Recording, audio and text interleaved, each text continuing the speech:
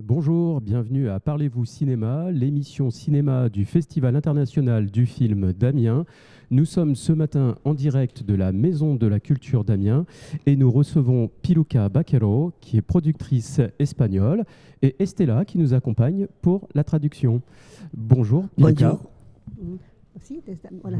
Nous sommes ravis de vous recevoir. Donc, vous êtes productrice espagnole, vous avez produit une vingtaine de films en Espagne, dont certains films en coproduction avec la France. Sí, eres productora y has producido 20 películas y algunos en coproducción con Francia. He coproducido 2-3 películas en coproducción con Francia, En la puta calle y En lo que sé de Lola. J'ai produit deux ou trois films en coproduction avec la France, Dans la putain des rues et Lola. C'est ce que je sais de Lola. Vous êtes aussi enseignante en cinéma à l'Université de Madrid, c'est exact? Eres también profesora de cine en la Universidad de Madrid. Dirijo un grado en cine en la Universidad Camilo José Oui, Cela. je dirige un cours de cinéma à l'Université Camilo José Cela à Madrid. Et vous avez même réalisé un film qui s'appelle El Silencio Roto, qui est un film sur le harcèlement à l'école, un film d'animation sur le harcèlement à l'école. Has hecho también una película, El Silencio Roto, sobre el acoso escolar. Sí. Sí, yo tuve la mala suerte de que a mí, mi hija, en aquel momento tenía 10 años, sufrió acoso escolar y hubo un momento en el que en el colegio nos dijeron, lo mejor es que os vayáis. J'ai eu la malchance de que ma fille a été victime de harcèlement sexuel et un jour à l'école, on m'a dit, malheureusement, il va falloir que vous quittez l'école. Y entonces yo decidí que, bueno, pues que había que contar esta historia, había que hacer que la gente se pusiera en la piel de las familias que pasan por esto. Et alors à ce moment-là, je me suis dit, il faut que je raconte cette histoire-là, il faut que d'autres familles sachent ce que c'est de passer par ces moments-là, il faut le dire. Y entonces pues estuve mucho tiempo, más de un año, grabando audios de niños que habían pasado por esto. Alors j'ai passé plus d'un an à recueillir de l'information avec des familles, avec des enfants qui avaient passé par le même chose, par le même harcèlement. Y son voces reales de niños, pero nunca aparecen porque son dibujos animados. Et là, c'est les voix des vrais enfants, mais qui n'apparaissent pas parce qu'elle a fait en forme de dessin animé. Et donc c'est un film qui tourne actuellement encore en Espagne? ¿Está actualmente en cine? Está actualmente en una plataforma que se llama Filmin. Elle est encore dans une plateforme qui s'appelle Filmin. Donc on peut retrouver sur se le puede encontrar ou... Est-ce que podemos acceder sí, libremente? Sí. Si elle est en libre accès, on peut le trouver. Très bien. Alors, vous êtes ici parce que l'Espagne est le pays invité de la 39e édition du Festival international du film d'Amiens et vous venez pour nous parler de votre grand-oncle qui était un artiste espagnol, donc c'est José Valdelomar, voilà, dont 2 films vont être projetés cet après-midi au cinéma Orson Welles qui parlent de lui et de son œuvre. Est-ce que vous pouvez nous parler en quelques mots de cet artiste qui a vécu, je crois, entre 1904 et 1982, qui était quelqu'un d'avant-gardiste assez Est-ce que puedes hablar de las dos películas y de, oui, y qui de, était y de él en photographe, sí, réalisateur, que nos cuenta un poco inventeur. su historia? Bueno, es muy difícil clasificar a José Valdelomar en una sola cosa. C'est très dur de le classer, de définir avec un seul mot toute sa carrière. Digamos que las dos características que mejor le pueden definir es que es un gran técnico y es un místico. Alors, les deux choses qui peuvent le mieux définir, c'est que un technicien est un mystique. Él acuñó un término llamado la meca mística. Et il a créé un mot qui s'appelle la méca mystique, la méca mystique. y casi siempre sus películas, como es el caso de las que se van a proyectar aquí esta tarde. Et c'est la plupart de ces films, ça ressemble à ce qu'on va voir cet après-midi. Están motivadas por la demostración de un invento técnico, como en el caso de Agua Espejo Granadino es el sonido diafónico. Alors, c'est ce qu'il veut montrer, c'est une technique du cinéma qui s'appelle Sonido diafónico. les sons diaphoniques. Y para demostrar este sistema de sonido realiza Agua Espejo Et Granadino. pour démontrer ces systèmes, cette méthode, il crée Aguas Espejos. Agua Espejo Granadino. Agua Espejo. Y para demostrar otro invento cinematográfico que es la tactilvisión. Et pour démontrer une autre invention du cinéma qui s'appelle la tactile vision Y el desbordamiento panorámico de la imagen. et le débordement panoramique de l'image, Él realiza Fuego en Castilla, il réalise le film Feu en Castille, que en el año 1961 recibe el premio a la técnica en el Festival de Cannes. alors qu'en 1961 reçoit le prix à la technique, à l'invention, à la technique à Cannes. Y es muy curioso porque esta película se rodó con una cámara del año 28 Et c'est très rigolo parce que ça s'était filmé avec une caméra de 1928 y con 6 linternas caseras. et avec 6 lanternes fait maison. Y es curioso que con algo tan rudimentario consigue impresionar en el Festival de Cannes. Et alors, c'est ce qui est bizarre, c'est qu'avec quelque chose de si rudimentaire, il arrive à éblouir Cannes à cette époque-là. Et c'était quelqu'un qui aussi aimait porter la culture, voulait porter la culture dans les villages les plus reculés. Il avait un sens de la pédagogie. Est-ce que vous pouvez nous en parler de ce cinéma et de cette culture qu'il amène dans les campagnes? He comprendido. Quizás esos son los inicios de Valdelomar en el cine como fotógrafo y como documentalista. Alors, c'est ses débuts, les débuts de Valdemar comme photographe et comme documentaliste.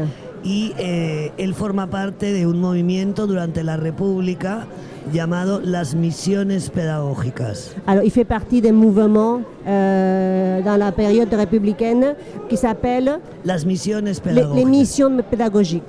Y él realiza más de 9.000 fotografías y Il fait- 40 documentales Il fait plus de 9000 photos et 40 documentaires. de gentes que ven el cine por primera vez. Des gens qui vont au cinéma pour la première fois. Las misiones pedagógicas lo que tratan es de llevar la cultura a los pueblos más alejados de España. Alors, les missions pédagogiques, ils ont pour but d'amener la culture dans le village le plus reculé de l'Espagne.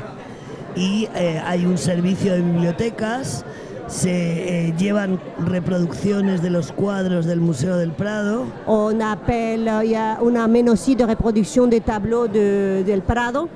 un servicio de biblioteca, C'est un service de bibliothèque, un coro de las misiones, une chorale de mission, el teatro del pueblo le théâtre du village y la proyección de películas, que era el trabajo de Valdelomar. et la projection des films, qui c'était le travail de Valdemar.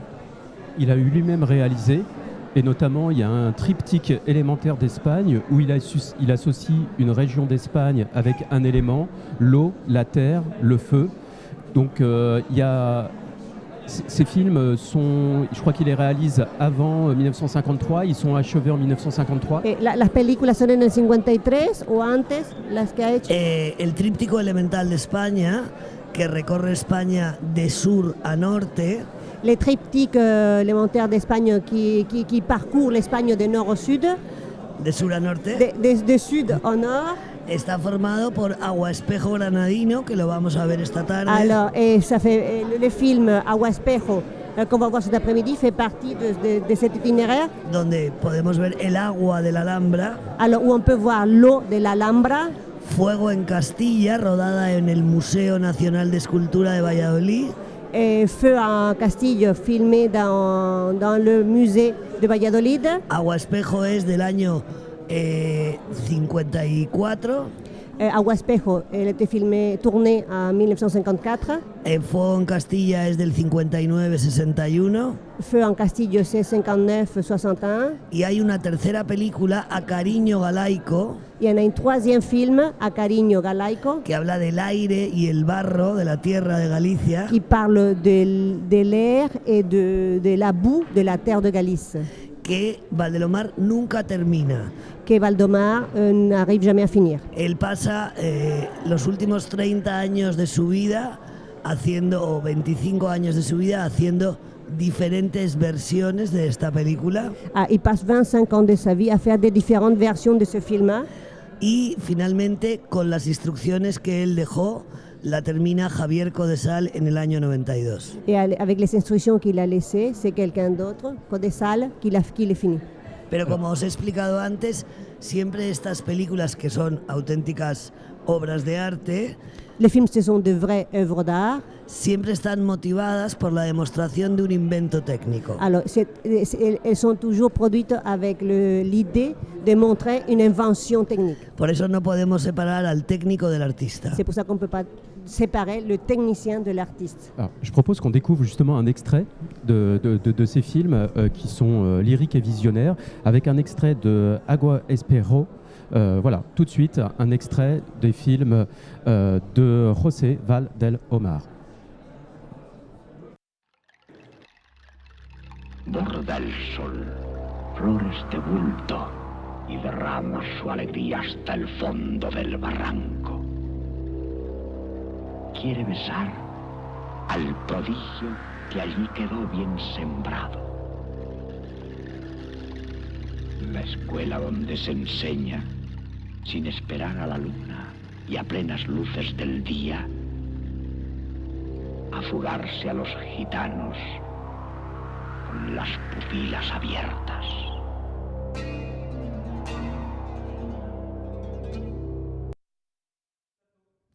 Nous venons de découvrir donc un extrait d'un des films de José Valdelomar. Oui, je le dis bien.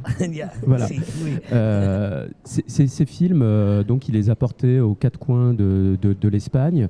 Après, je crois, après 1936, au moment de la guerre d'Espagne, ça s'arrête, ce mouvement. Il va le reprendre après? Es que después de la guerra de España, después del 36, lo retoma. Bueno, Valdelomar, cuando durante la guerra se traslada a Valencia como parte del gobierno de la República, porque era funcionario del Ministerio de Cultura. En 1936, il s'installe à Valence parce que ça faisait partie du programme, parce qu'il était fonctionnaire. Y cuando termina la guerra, él está de alguna manera esperando a que le maten porque era republicano. Alors, comme il était républicain, à la fin de la guerre, il attendait d'être tué. Pero no es así. Primero le utilizan como técnico y después digamos que sufre un exilio interior. El régimen no entendía su obra. Alors, au départ, c'était pas comme ça, c'est pas que ça s'est arrivé. On l'a gardé comme technicien et après, il en a eu un exil intérieur parce qu'en fait, personne ne comprenait son œuvre. De alguna manera se convierte como en el más importante cineasta experimental espagnol. Il devient en ce moment-là le plus grand cinéaste expérimental. Oui, directeur de cinéma, cinéaste expérimental. Y es una ínsula, es algo que no hay nadie comparado a él. C'est une île, il n'y a personne qui peut se comparer à lui. Il n'a pas été l'objet de la censure comme a pu l'être Luis Buñuel? No fue objeto de la censura como Buñuel. Quizás Buñuel tenía en aquel momento más importancia y Valdelomar, como era un técnico, digamos que no llamaba la atención del régimen. Il a pu arriver à pas se faire remarquer parce que comme il n'était pas si important que Buñuel et comme il était un technicien, il a pu sauver sa peau. Pasaba desapercibido. Alors, passe inaperçu. Cet après-midi seront projetés deux films, Mil Pesetas et Valdelomar Fuera de sus Casillas, qui sont deux courts-métrages de 5 minutes. Est-ce que vous pouvez nous en dire quelques mots? ¿Puedes decir algo? Bueno, esto es fruto de una colaboración y de un enamorado de la obra de Valdelomar, que es César Velasco Broca. Alors, ces deux films, c'est le résultat de l'amour, de la passion de César Velasco Broca par Valdelomar. Y son dos cortometrajes que realmente reflejan muy bien la obra de Valdelomar. Uno de ellos le tengo especial cariño porque una de las protagonistas es mi hija Elena. Alors, il fait ça par passion, et il croit que ça reflète très bien l'œuvre de Valdemar. Il y en a un en spécial qu'il aime plus parce qu'il y a sa fille dedans. Alors, il y a quelque chose qui vous rapproche finalement de votre grand-oncle, c'est la pédagogie, puisque vous êtes enseignante et vous avez fait un film donc, que vous avez présenté tout à l'heure en introduction sur le harcèlement. C'est lui qui vous a inspiré un peu ce que vous faites aujourd'hui? ¿Es que él quien la ha inspirado para que usted se vuelva productora? Absolutamente, sí. Yo desde que era muy pequeña quería ser productora para producirle a Valdelomar. Murió cuando yo era muy joven y no pude, pero por supuesto el cine ha estado presente en mi vida y seguramente la docencia también, por culpa o gracias a Valdelomar. Oui, depuis qu'elle était petite, elle a partagé ça avec lui, et là dans les gènes, alors la partie pédagogique et la partie cinématographique. Elle voulait filmer pour parler de son œuvre, en fait, depuis qu'elle était jeune. Et elle est partie quand elle était adolescente. De hecho, mi primera película, Ojalá Valdelomar, que produje a los 20 años y que se presentó en el Festival de Venecia, fue una película sobre Valdelomar. Alors, son premier film qu'elle a présenté au Festival de Venise à 20 ans, c'est sur l'œuvre de Valdemar. Et aujourd'hui, c'est vous qui faites vivre l'œuvre de Valdelomar. Eres tú hoy en día la que hace vivir su obra. Bueno, yo y una persona muy importante que es mi tío Gonzalo Sáenz de Buruaga, que es yerno de Valdelomar. Ah, autant d'abord que... oui, en fait, on est deux personnes, moi et un oncle, qui est beau-frère de Valdemar. Y que junto a mi tía María José, a la hija de Valdelomar, comenzaron esta recuperación de su obra. Et aussi grâce à sa tante, qui est la sœur de Valdemar, qui ont commencé à recueillir toute son œuvre. Pour finir, Piluca, quelle est votre actualité en tant que productrice? ¿Qué es lo que estás haciendo actualmente como productora? Pues en estos momentos estoy haciendo un falso documental sobre un director español que el próximo año, bueno, en el año 2021, se cumple el centenario de su nacimiento, que es Luis García Berlanga. Bon, je suis en train de faire un faux documentaire sur un grand réalisateur espagnol parce qu'en 2021, ça va faire l'anniversaire de sa mort. El 100 aniversario de su nacimiento. Ah, le centenaire de sa naissance, qui est un grand réalisateur espagnol qui s'appelle Berlanga. Merci Piluca d'avoir accepté notre invitation à venir parler donc de votre grand-oncle Valdelomar, José Valdelomar. Cet après-midi seront projetés donc au cinéma Orson Welles, Mil Pesetas et Valdelomar fuera de sus casillas, qui sont en rapport donc avec José Valdelomar. Quant à nous, on se retrouve pour une prochaine émission, un prochain direct cet après-midi, toujours en direct sur la page Facebook du festival. Et pour finir cette émission, on va rester dans l'Espagne avec un auteur espagnol qui est Carlos Luis Zafón, et donc qui nous dit « Garde tes rêves, tu ne sais jamais à quel moment tu peux en avoir besoin ». À très bientôt. Merci.